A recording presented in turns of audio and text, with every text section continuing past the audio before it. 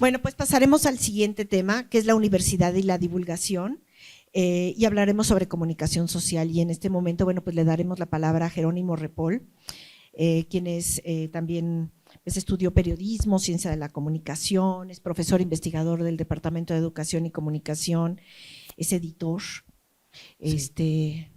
y bueno, y muy hablador también. No, no es cierto. Mientras no pone los 3 minutos, no Te pongan pongan los 3 3 minutos minutos, todavía. espérate, tú espérate tantito, espérate. ¿Ya estás preparado? Para ganar algunos segundos. Perfecto. Él es fundador del editorial Tintable, algunos de ustedes quizá lo conocen, sobre todo trabaja temas de comunicación. Adelante, Jerónimo. Sí, bueno, los libros de Tintable, los últimos están en Utópicas, acá que es el único stand que tienen que ir a ver. No, pero vayan, digamos, ¿no? Entonces están, no todos, pero están los últimos. El último, Mujeres y Saberes Digitales, me parece súper atractivo, de una profesora de la UP. Pero bueno, dejo ahí el comercial porque si no. Sí, ¿sí se escucha? Ah, pegado.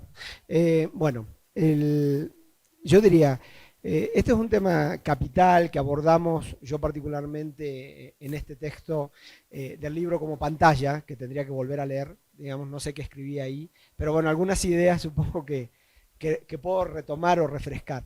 Creo que el primer desafío en términos de divulgación y en términos de comunicación social es dejar de pensar al libro como el producto que va a comunicar. Digamos, creo que digamos, hay que entenderlo en un entorno convergente. Digamos, no voy a decir nada nuevo, nada que... Digamos, yo estaba contabilizando la cantidad de pantallas, además de las cámaras que nos están rodeando.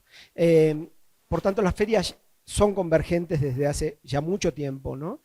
Quienes son asiduos a las ferias, sabes que estamos rodeados de eso, sabe que, digamos, es la posibilidad para dialogar con los medios tradicionales y por tanto la feria se vuelve una gran excusa para hablar de libros, de autores, de editoriales, que de otra manera no podríamos hablar. Y en particular diría desde la lógica de la divulgación, desde la editorial o desde la edición universitaria, creo que el puente con la pantalla vino a resolver un montón de problemas. Está claro, todos tenemos nostalgia del papel, todos tenemos nostalgia de esa interfaz que ha sobrevivido durante muchos siglos, ¿no? Milenios. Sin embargo, siglos. Creo que es importante subrayar que hay otras interfaces para poder encontrarnos con lo que los libros también vehiculan y en particular entender el lugar del libro en ese ecosistema. ¿Sí? Me parece que en esta conexión, desconexión con la sociedad, es importante reconocer al libro como un nodo en una red compleja, no en una red sociodigital, pero que también se articula con redes sociodigitales.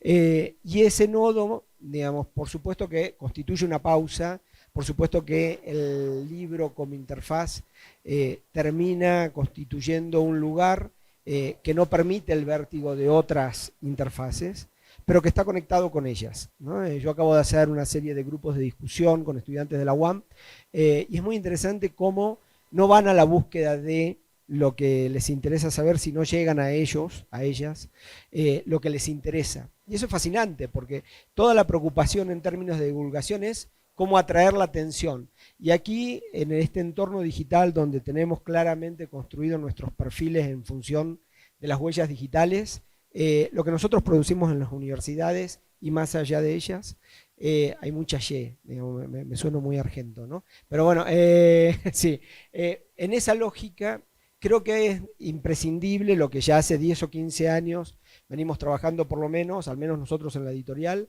que tiene que ver con construir muy bien el back del libro en términos de metadatos, de saber a qué redes y con qué instrucciones poder conectar con el lector. Insisto, conectar, no llegarle al lector, porque el lector va a llegar a través de la lógica que las plataformas definan.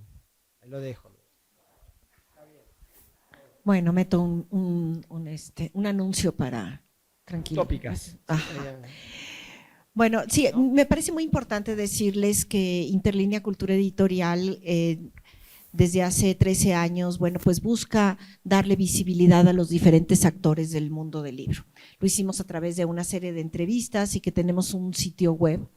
Y ese sitio web de alguna u otra manera también busca un crecimiento multireferencial. Y bueno, pues el anuncio iba más bien dirigido pues a señalarles que quienes nos están ahorita acompañando en la grabación son alumnos de comunicación y de diseño de la comunicación de la UAM Xochimilco. Hemos tenido cerca de 60 alumnos de servicio social y cuando pasan por este proyecto les damos una buena embarrada de cultura editorial. Entonces yo siento que la experiencia es importante. Les informo que Cianya es la primera que hizo servicio social hace un rato, es la número 1 del, un poquito, la número 1 del registro, ¿no? Y me encantó cuando fui a hacer el histórico. Bueno, pues en estos momentos le paso el micrófono a Eduardo, quien es profesor, investigador también del Departamento de Educación y Comunicación. Y bueno, además de ser miembro del comité editorial, bueno, pues tiene una visión desde la sociología de la edición que también contribuye mucho al análisis y el entendimiento desde otras perspectivas. Él en algún momento nos acompañó también en la maestría en diseño y producción editorial que tenemos en la UAM, donde también participa Felipe y Alejandro Tapia, y bueno, pues hemos sido cómplices en varios espacios. Entonces, pues adelante. Muchas gracias. Gusto en estar aquí. Yo me estaba pensando en el tema mismo de universidad y distribución y el carácter mismo del objeto, es decir, del libro universitario por sí mismo. Y lo planteaba en términos de que estamos viviendo un mundo que se ha multiplicado, que ha proliferado, que estamos, yo le he llamado en algunos de mis textos, un universo espumoso. Es decir, hay muchísimas burbujas. Y quizá la feria es un momento en donde estas burbujas se hacen una burbujota, ¿no? Creo que eso es lo interesante de las ferias del libro universitario. Pero al mismo tiempo me planteaba que una de las cosas más interesantes de la teoría de la comunicación de un latinoamericano como Antonio Pasquali era que él planteaba que todo acto de comunicación o todo contrato de comunicación al menos tiene 3 niveles. Y que tendríamos que plantearnos eso en el contrato de comunicación que el libro universitario puede hacer. Hay, de cierta manera, un nivel entre, que le llama él, mensaje ómnibus, que es un libro para todos, en donde incluso el que se acerca al libro o al texto, al contenido, no tiene mucha idea de qué es.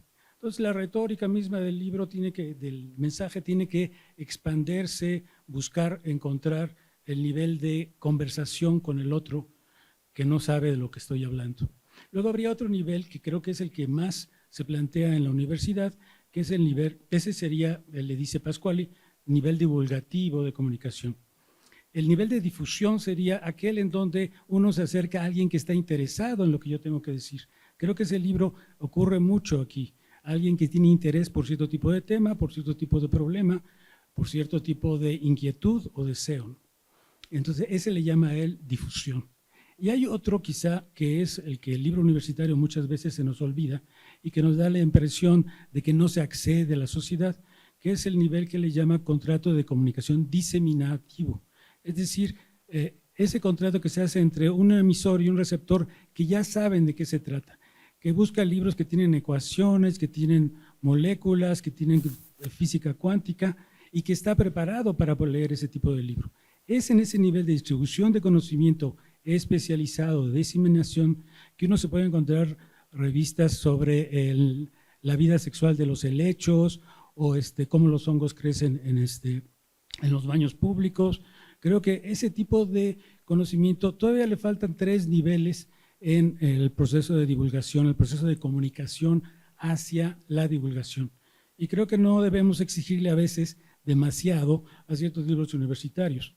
Hay que aprender también, y yo creo que esa es parte de la distribución, a poder a hacer de ese conocimiento completamente especializado, hacerlo para que alcance a llegar a los periódicos, a las revistas, al público en general. Creo que ese es uno de los problemas de sociología de la edición que tendríamos que enfrentar. Cómo buscar que nuestras piezas universitarias lleguen a todos esos niveles. Muy bien, muchas gracias. Digamos, estas dos piezas que aportan ahorita Jerónimo y Eduardo, pues nos llevan a este nivel de análisis donde pasamos, ¿no?, de este espacio de los procesos de producción, la historicidad, por supuesto, y una serie de elementos que van haciendo que el libro pues sea todo ese contenido, ¿no? Y bueno, pues ahorita le voy a pasar la palabra a Felipe, quien pertenece al Departamento de Síntesis Creativa de la División, Teoría y Análisis, corrijo, Teoría y Análisis, más o menos, es que era el siguiente piso, no sé si para arriba o para abajo, para arriba, están hasta arriba, claro, Teoría y Análisis está hasta arriba, claro, la División de Ciencias y Artes para el Diseño se hizo, ¿no?, Tecnologías y luego no sé qué, y hasta el último Teoría y Análisis, donde se encuentran tanto Alejandro Tapia como Felipe. Felipe, contribuye fundamentalmente a construir la arquitectura del sitio web. Y para eso pues se requiere de un gran conocimiento de los contenidos también, ¿no? Al mismo tiempo de cómo hacemos un libro y una página, pues también se necesita, ¿no?, construir estos espacios del sitio web, y Vianey le va a dar el micrófono antes de que se acabe. Sí. Bueno, yo quería regresar a un punto que tocaba Jerónimo y complementar también la parte que veíamos con Eduardo en términos de interfaz. Hay un cuestionamiento que se hace o se hacía, bueno, todavía se sigue haciendo, muy común en términos de la remediación, o sea, de si estos medios, los medios digitales, las interfaces, el software, van o no a sustituir eventualmente o a oponerse a un medio que podríamos llamar, digamos, como tradicional, ¿no? Como con comillas. Y una cosa que me llamaba la atención es que siempre en primera instancia vemos al libro como una interfaz o un vehículo de vinculación o distribución de lo que ahora llamamos contenido, ¿no? Esta cosa abstracta que es el, ¿no?, con mayúscula. Pero que hay una cosa que ocurre con el libro en términos físicos y que no necesariamente ocurre con la pantalla, y es que la pantalla es fácil. O sea, la pantalla es dar swipe, la pantalla es presionar una X, la pantalla es apagar el teléfono, buscar otra dirección, y el libro no. O sea, el libro implica un proceso que viene desde planear cómo, y de que si hay errores o hay problemas, también hay consecuencias que no son tan fáciles de corregir como con un control Z. Y luego entonces, algo que hace el libro que no hace la pantalla, y me corregirá Jerónimo, es que el libro se vuelve una interfaz del ethos. Me refiero al ethos como el prestigio, el renombre, la credibilidad que tiene un orador o un productor de ideas, de contenidos de estos saberes. El libro es una interfaz a este ethos que la pantalla no necesariamente puede hacer. ¿Por qué? Porque la producción de lo físico, la producción del libro conlleva un riesgo, y lo producido en pantalla no necesariamente. Finalmente los mandamientos no serían igual si los hubiéramos posteado en un blog a que los hubiéramos en tablas, ¿no?, en piedra, en algo duro, ¿no?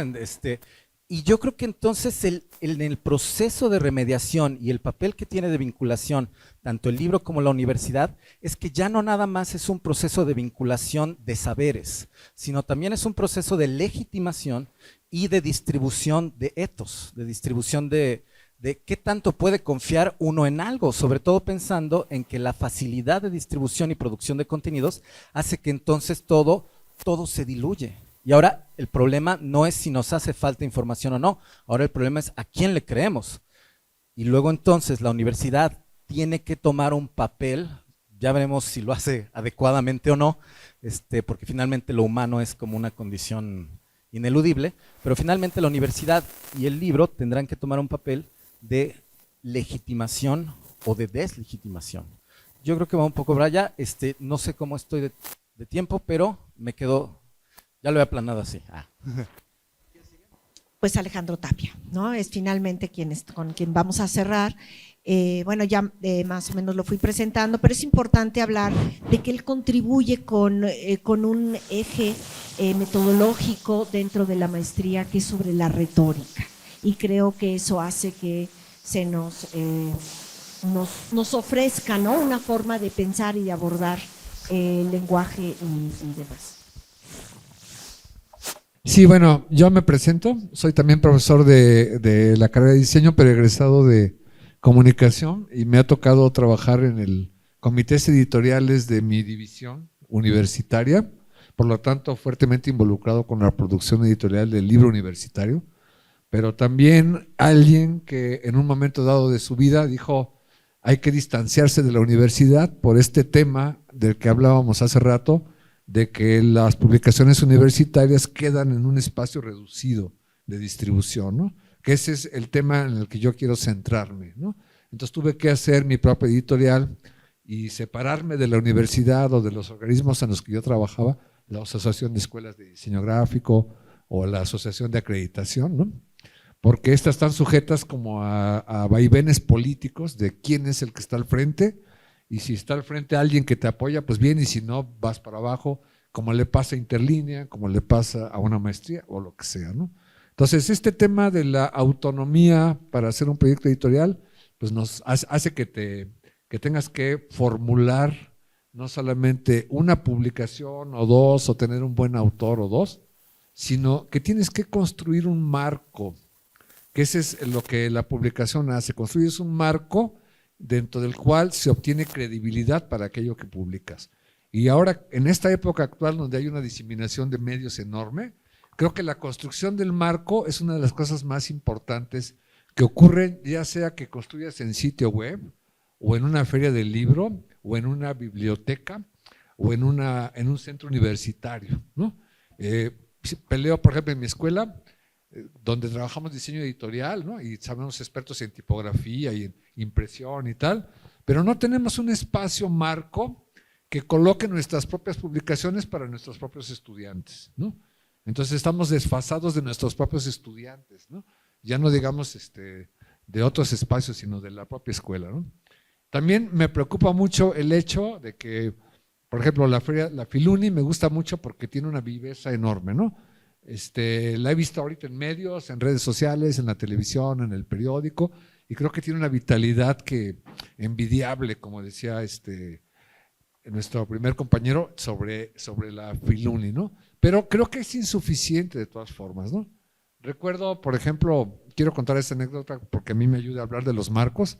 Cuando yo era estudiante del CCH Sur, estaba en las jardineras, y entonces había un pequeño local de lámina que eran así como dos puertitas que simplemente alguien abría del candado, y se volvía un stand de libros, ¿no? Chiquititos, ¿no? Que costaban 10 pesos. Y estaban ahí los poemas de José Juan Tablada y de Villaurrutia y de López Velarde. Entonces costaban bien baratos, ¿no? Entonces abrían las puertas y ya estabas hacia al lado, tenías esos libros que te llevabas en el trolebús y los ibas leyendo, ¿no? Y eso le daba un marco a la publicación que hoy no existe y nadie piensa en eso, ¿no? Entonces creo que formular una editorial o poner un punto de venta o abrir una feria de libros, los stands, por ejemplo, en las ferias, son construcción del marco, ¿no? Entonces, aparte de pensar en la calidad de los contenidos, hay que formular marcos que generen credibilidad a esas publicaciones, ¿no? Jerónimo, seguro quieres responder. Bueno, sí, a mí me tiran el micrófono y yo salgo. Sí, exacto. No, digamos, un poco pivoteando, digamos, y siendo un poco políticamente incorrecto. Digamos, yo creo que también, digamos, tenemos que reconocer que hay en el ámbito de la edición, ediciones que son muy prescindibles. Muy, ¿no? Entre ellos los más vendidos, ¿no? Todo el anaquel de autoayuda, digamos, tenemos, que son los libros más vendidos. Es decir, gusto no corresponde a necesariamente calidad o profundidad, ni le traslada, digamos, la materialidad del libro, digamos, un prestigio al autor. Sí, en términos de popularidad, no necesariamente en términos de lo que esté ahí desarrollando. Pero es cierto que el libro estabiliza, conversaciones, es cierto que rompe con una lógica, tiene una lógica anacrónica a la temporalidad contemporánea respecto del flujo, ¿no? El libro te detiene, pero hay que lograr que te detenga, ¿no? Y sobre todo pensando no en nosotros que estamos convencidos de esa interfaz, sino de aquellos, nuestros estudiantes, por ejemplo, en la universidad, sin ir más lejos, que se supone son los más cercanos a la palabra escrita, ya no lo están, ¿no? Digamos, no aguantan más de, hoy el tiempo es TikTok, ¿no? Y TikTok son 15 segundos, ¿no? Ya ni siquiera minutos, ¿no? Y el libro exige otra temporalidad, otro detenimiento. No sé, digamos, creo que no tenemos todavía las herramientas para sancionar. Creo que la lógica de la muerte del libro, la desaparición, no hace falta ningún camino deseable. Ha resistido muy bien el libro a muchas otras.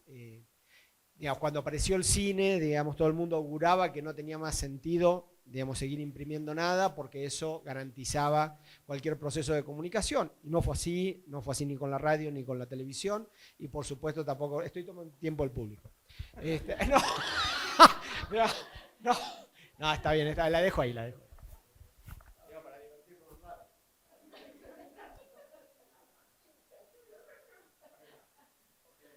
Ok, ahorita te lo vuelvo a dar, no te preocupes. ¿Alguien del público tiene algo que opinar sobre este tema? No, no está bien. Una cosa es que te vea y otra cosa es que vayas a participar, ¿no? Paco, ¿no? Nuestra profesora. Pásale. Preséntate. ¿Te presentas, por favor? También egresada de la maestría en diseño y producción editorial. Sí.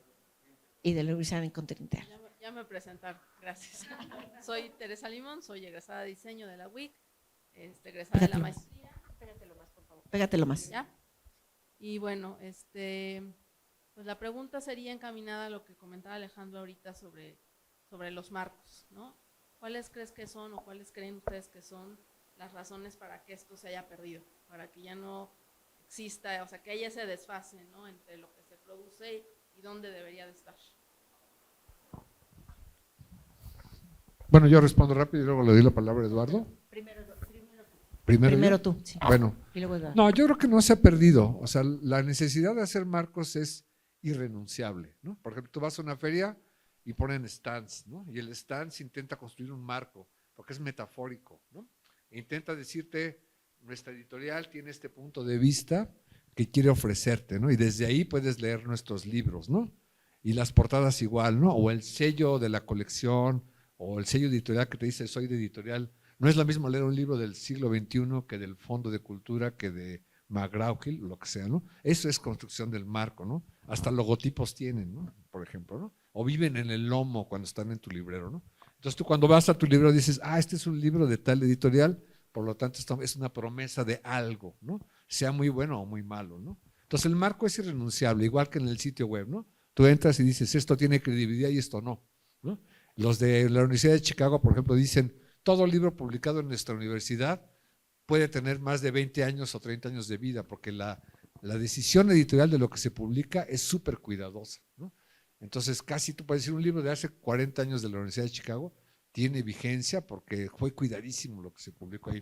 Eso es construcción de marco, ¿no? Lo que yo creo es que en esa creación de marco nos hace falta construcción de nuevos escenarios, ¿no? Por ejemplo, vas al norte de México y sigue siendo igual que la época de Vasconcelos, ¿no? Decían, donde no hay librerías, ¿no? Vasconcelos decía, la cultura llega a Sinaloa y después de esto todo es la carne asada, ¿no? Y a mí me ha tocado ir al norte de México y no hay construido nada, no hay librerías, ni ferias, ni editoriales, ni sellos, ni nada, ¿no? Entonces hay internet y hay todo, pero la gente no tiene acceso a nada, ¿no? Entonces a eso me refiero con construcción de marcos, de llevar a lugares la vitalidad de los libros y lo que te pueden responder y dar a tu sociedad. Eso es lo que creo que nos falta en esos escenarios y a veces hasta en nuestras propias escuelas, ¿no? Bueno, yo también estaba de acuerdo con la idea de que no es que no haya marcos, porque a lo que me refería yo cuando hablaba de contratos de comunicación ocurre todo el tiempo. Es parte de la socialidad de la que somos constitutiva y naturalmente como seres humanos. Cuando jugamos al doctor y a la enfermera o a vender pedacitos de lodo en el kinder, estamos instaurando o jugando, incorporando, interiorizando maneras de interactuar con los otros seres humanos. Lo que sucede precisamente es, como se señalaba, es que cada vez bajo estas nuevas condiciones tecnológicas de distribución, los distintos nodos de distribución o inexistencia de distribución de del saber, se tiene que inventar nuevas formas de interactuar o nuevas formas de darse cuenta de que estoy en un estado de intercambio de conocimientos o intercambios de saberes.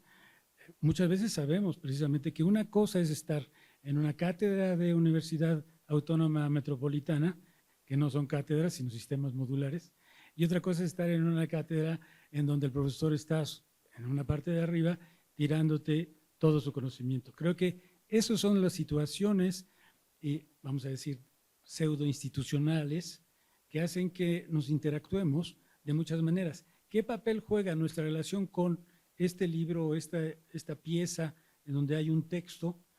¿Qué clase de lectores son los que se forman para poder establecer este tipo de situación con este conocimiento que en algunos casos ya lleva 20 o 30 años habiendo sido escrito? Cuando yo les leo a Borges, a mis alumnos de comunicación, ¿y ese quién es? ¿Cómo entendemos eso que nos está presentando? Lo leemos en la pantalla y no sabemos de qué está hablando Borges. Creo que esta creación de lectores es algo que se da por descontado. Se piensa que los universitarios son lectores, sí hay lectores, pero faltan muchos más. ¿Alguna otra pregunta? ¿Algo que aportar? Sí, adelante.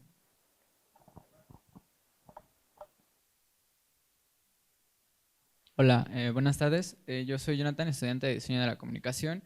Y bueno, me surgió una pregunta para el profesor, maestro, doctor, no recuerdo bien qué es de Jerónimo Ripoll.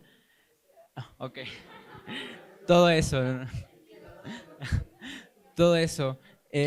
Hablaba un poco acerca de cómo atraer la atención y de contribuir hacia el back de un libro y menciona la palabra metadatos.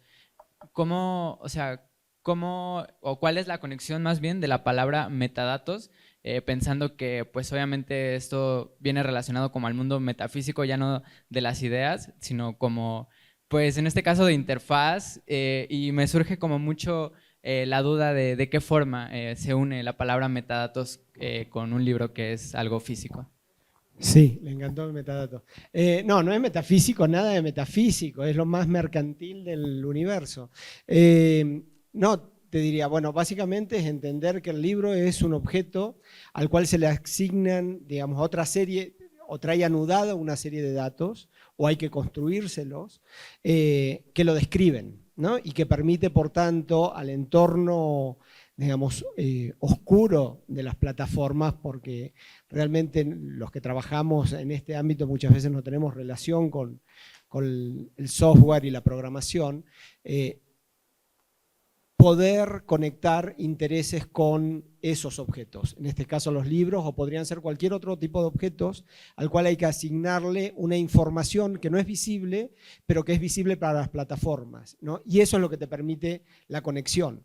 Es oculta, es gris, es opaca, es lo que hace Amazon, ¿no? Cuando tú compras un libro, es el algoritmo de YouTube o de Netflix, finalmente. Tus intereses van creando una huella donde, digamos, tus propios intereses se van conectando con esos metadatos que los editores, en este caso, asignamos a esos objetos denominados libros, ¿no? Entonces, cada uno de esos objetos tiene una cantidad de datos asociados que corresponden justamente a este trabajo que no se ve en la edición, pero que hoy es cardinal, ¿no? Desde esa perspectiva, te diría que es lo que garantiza que el libro tenga una vida útil, más cuando es un libro universitario que suele tener tiradas muy cortas, que suele tener históricamente distribuciones muy deficitarias, vamos a ponerlo en esos términos, y que no terminan conectando ni siquiera con aquellos 50 lectores, lectoras que están interesados en esa conversación, ¿no? Como decía en estos contratos Eduardo. Entonces, desde esa perspectiva creo que sí hay que aprender, digamos, y hay que soltar también, como decías, en esta lógica multidisciplinar. Creo que el mundo del libro, digamos, convivió en términos de industria cultural, estuvo mucho tiempo aislado de otras industrias culturales y tiene que aprender o abrir, digamos, la ventana hacia otros saberes que otras industrias ya aprendieron de antemano, de entrada a la música. Sí, perfecto. Sí, bueno. Bueno. Ahí estamos. Sí, porque, bueno, también cuando hablamos de metadatos, de libros electrónicos, esta construcción se hizo para, se supone, visibilizar títulos y autores. Precisamente el libro ha probado de todo. Las mismas ferias son una salida para los sellos editoriales. En México hay 153 ferias nacionales, internacionales, más o menos.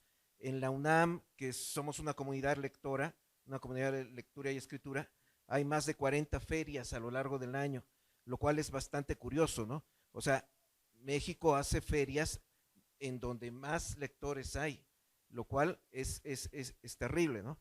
Y sí es cierto, digamos, hay una pérdida muy fuerte de lectores, lo estamos viendo. Hace años decíamos que había unos 500,000 lectores en México, no más. Ese era nuestro público para las editoriales, para las ferias, para quienes compran libros, y los tirajes han bajado, por supuesto. Sin embargo, el libro electrónico lo que ha hecho es un poco explotar esa baraja de libros que tienen a su disposición los lectores, y son muchos. Sin embargo, de la bibliodiversidad estamos pasando a una preocupación muy fuerte, porque en tiendas electrónicas, Amazon, hay muchos libros basura, muchos libros que no pasaron por editores, y muchos libros que cualquiera subió sin ningún criterio. Y realmente la preocupación es la pérdida de prestigios. Ya no hay sellos editoriales que se sigan, ya no hay autores que se sigan, ya no hay incluso críticos literarios. Ustedes vean que en México no hay en sí una revista literaria que sea, digamos, élite, que proponga, ¿no? Sí, bueno, si hablamos de metadatos, pues la antigüedad está en las notas al pie de página, ¿no? Es decir, como un metadato que estaba impreso, y poco a poco ha habido esta transformación, y esto nos permite entrar al siguiente tema.